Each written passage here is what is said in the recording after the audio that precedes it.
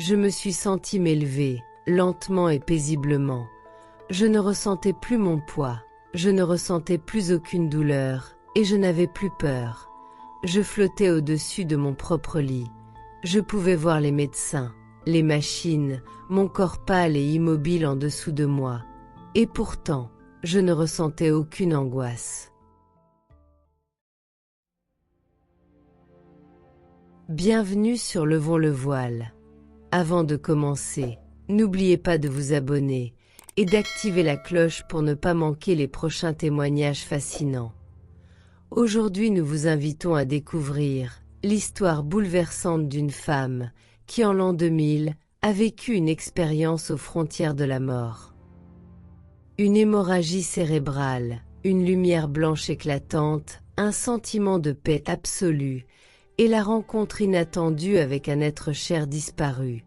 Voici le témoignage d'une âme revenue de l'autre côté, une expérience qui a transformé à jamais sa vision de la vie, de la mort et de ce qu'il y a derrière le voile. Tout a commencé en juin 2000. J'étais une jeune femme vivant à İzmir, en Turquie. J'ai toujours été en bonne santé, joyeuse et bonne vivante. Puis un jour, j'ai ressenti une douleur aiguë à mon côté droit du crâne, derrière la tempe. Au début, je pensais qu'il s'agissait d'une simple migraine, mais en quelques heures, tout s'est effondré autour de moi. Je me souviens encore de la peur et des visages paniqués de ma famille, de leurs voix devenant distantes et étouffées, comme noyées dans un brouillard. On m'a transportée d'urgence à la clinique universitaire d'Izmir à Égée. Les médecins ont dit que c'était une hémorragie cérébrale. Et plus tard, j'ai appris que j'avais 9 fois plus de veines et d'artères que la moyenne. Un dangereux enchevêtrement de vaisseaux menaçait ma vie. Pendant des jours, les médecins ont hésité, étudiant quel vaisseau ils pouvaient retirer en toute sécurité. Entre-temps, je dérivais entre conscience et obscurité. Et le 6 juin a été le jour où mon cerveau a commencé à saigner.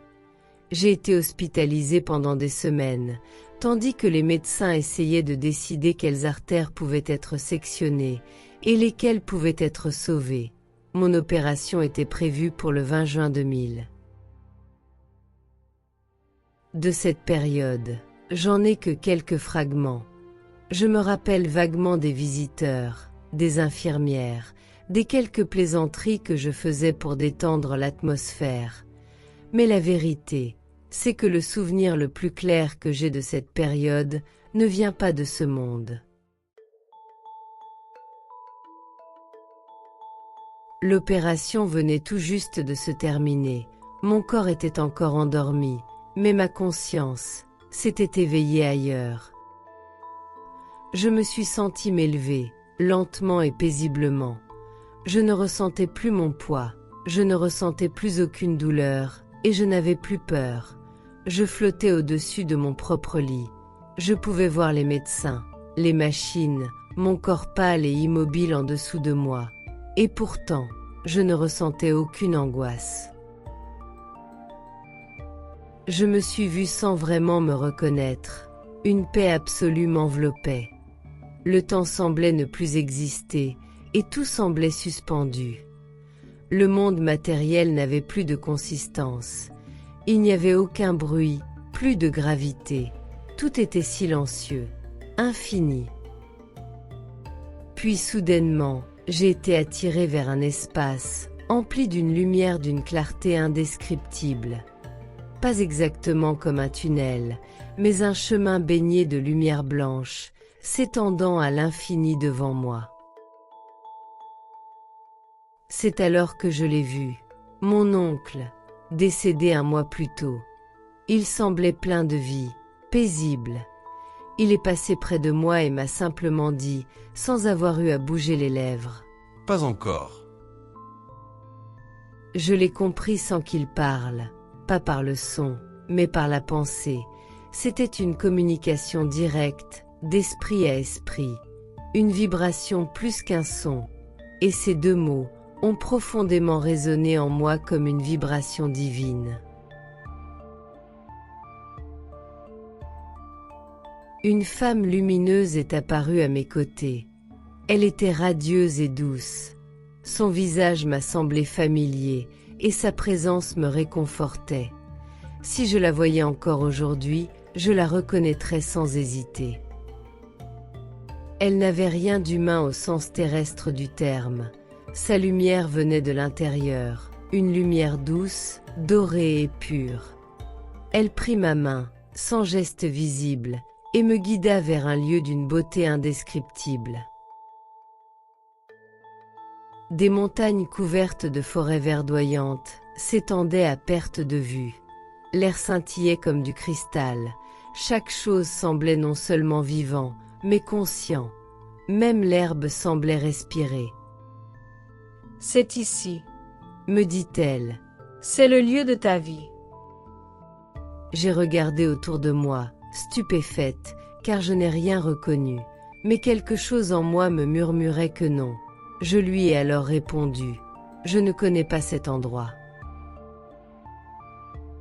Nous avons voyagé en un instant, sans marcher, sans voler. Nous étions simplement ailleurs. Nous sommes arrivés au bord d'une mer calme, près d'un petit village lumineux et paisible. Les maisons brillaient d'une lumière douce, presque transparente.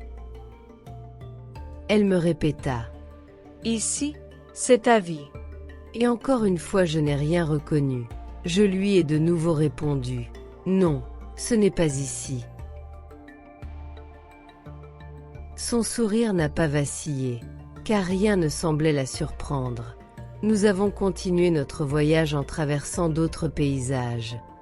Une vallée baignée d'or, une forêt profonde où la lumière semblait chanter, suivie de collines baignées de lumière. Chaque endroit respirait la paix, rayonnait d'harmonie et d'amour. Et pourtant, je savais que je ne devais pas y rester. Finalement, elle s'est tournée vers moi, sa voix résonnant comme une mélodie dans mon esprit. Elle m'a doucement demandé « De quoi te souviens-tu de ta vie ?» Et soudainement, un visage m'est venu à l'esprit. Ma mère, son regard, son sourire, son amour. Puis en un instant, tout s'est accéléré. Je me suis sentie tomber rapidement, comme aspirée vers le bas par la gravité. Je suis retombée dans mon corps, aussi rapidement que le flash d'un éclair. L'impact a été brutal, presque douloureux. J'ai ouvert les yeux d'un coup, et ma mère était là, assise à mon chevet. Je l'ai regardée et j'ai demandé « Maman, est-ce que c'est bien toi ?» Elle a hoché de la tête, les larmes aux yeux, perplexe, et a répondu oui. Je me suis couverte du drap posé sur moi, le cadeau d'une amie proche, et j'ai voulu m'assurer que tout cela était bien réel. Puis j'ai prononcé le nom de mon petit ami. J'ai demandé s'il existait vraiment. Ma mère hocha de la tête et a de nouveau fondu en larmes. C'est là que j'ai su, j'étais revenue. Ma vie, derrière le voile. Il m'a fallu des mois pour me rétablir physiquement, mais la véritable transformation s'est produite à l'intérieur de moi. Depuis ce jour-là, ma vision de la vie a complètement changé. Je ne suis plus la même femme.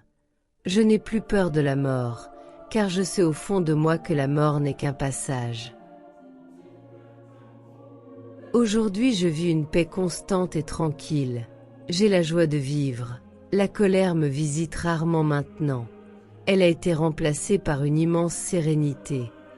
Je rencontre les gens, même les inconnus, avec amour et gratitude. J'éprouve un bonheur sincère à sourire, à écouter et à aider les autres. Parfois, les gens viennent me voir lorsqu'ils ont mal. Sans savoir comment, je peux sentir où ils ont mal, avant même qu'ils ne me le disent, comme si mon corps ressentait leur énergie. Quand je pose ma main, la douleur s'atténue. Je ne me considère pas comme une guérisseuse, mais plutôt comme quelqu'un dont l'énergie a été surélevée et transformée. Ma compréhension spirituelle a également changé. Je suis né dans une famille musulmane, mais ma foi transcende désormais la religion. Je crois en une force universelle, en un amour qui relie chaque être vivant, au-delà des noms et des rituels. Quand j'ai partagé mon expérience avec mes amis proches, beaucoup ont été troublés. Ma famille, en revanche, n'en connaît qu'une petite partie. Même mon médecin a dit que cela aurait pu être causé par l'anesthésie ou les analgésiques. Mais au fond de moi, je sais que ce n'est pas le cas. Je sais que c'était réel, car rien au monde n'aurait pu m'apporter cette lumière, cet amour et une telle connaissance, si cela ne venait pas de l'au-delà. Aujourd'hui, je souris souvent sans raison. Je trouve de la beauté dans les choses les plus simples. Et chaque jour, je me dis que la vie que je mène maintenant est un cadeau. Je crois que ma vie s'est terminée là-bas, et que tout ce que je vis maintenant est un cadeau du temps, une seconde chance. Alors je fais de mon mieux pour en faire quelque chose de beau.